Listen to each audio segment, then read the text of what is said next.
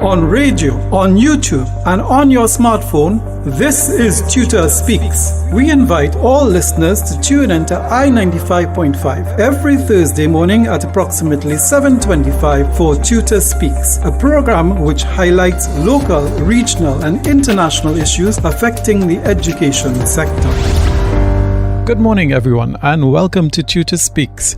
I'm your presenter, Barry Joel Desain. Today's segment is the last in a series exploring the historical roots of the Concordat. With a view to better understand its foundation and purpose, the last two segments focused on the role of religion in the early development of education, as well as the tensions that arose between the Roman Catholic Church and the state after the first attempt to formalize the education system. If you missed these segments, you could still listen to them on TTUTA's YouTube channel.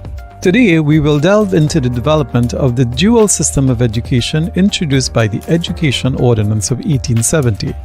Guided by Patrick Keenan's 1869 report on the state of education in Trinidad, this legislation established a monitor system for teacher training and officially recognized two distinct types of public schools: government schools owned, managed, and funded solely by the state, and denominational schools owned, managed, and funded by churches but also receiving financial aid from the state.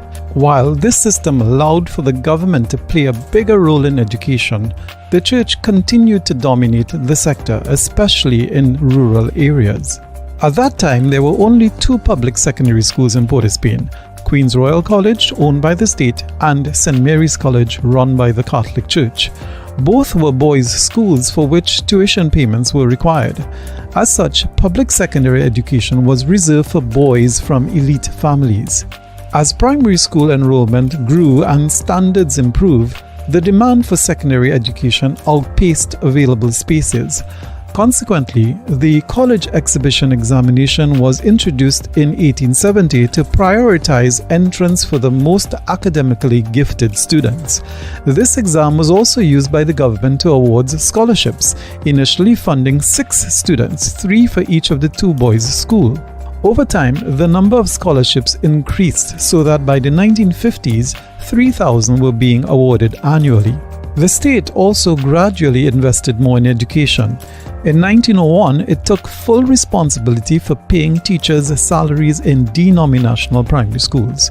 From 1911 and over the next few decades, denominational secondary schools like St. Joseph Convent, Naparima Girls High School, Bishop's High School, and Presentation College also started getting government funding. But even with these improvements, there weren't enough public secondary schools to meet demands. By the mid-20th century, there were far more students than available spaces. As a result, there was a proliferation of private secondary schools, so much so that by the 1950s, almost half of all secondary students were attending private schools. A turning point came in 1955 when Dr. Eric Williams founded the People's National Movement to contest the 1956 general elections. Emphasizing his belief that to educate is to emancipate, he advocated for a state-controlled democratized education system and pledged to provide broader access to free secondary school education. This was seen as a direct threat to denominational schools, the majority of which were owned by the Roman Catholics. In response, the church actively opposed Williams' proposals, condemning them as totalitarian. Concerned that secularization would diminish religious influence, the Catholic News editorial of August 25, 1956, explicitly urged its readers to vote against Dr. Williams. Nevertheless, the PNM emerged victorious in the 1956 general elections. Despite his visionary advocacy for greater access to secondary education, 4 years later, the Williams-led government controlled only 2 public secondary schools, QRC and St. George's College, while the denominational boards controlled 26. With 80% of all secondary school-aged children not enrolled in school and only 3 new government schools nearing completion, the political pressure on Dr. Williams to fulfill his promise of providing broader access to secondary education intensified as the 1961 general election season approached. It was for this reason that the government held discussions with the Roman Catholic Church, which owned almost half of all the public secondary schools at the time. These discussions culminated in the Concordat, an agreement that was later adopted by other denominations.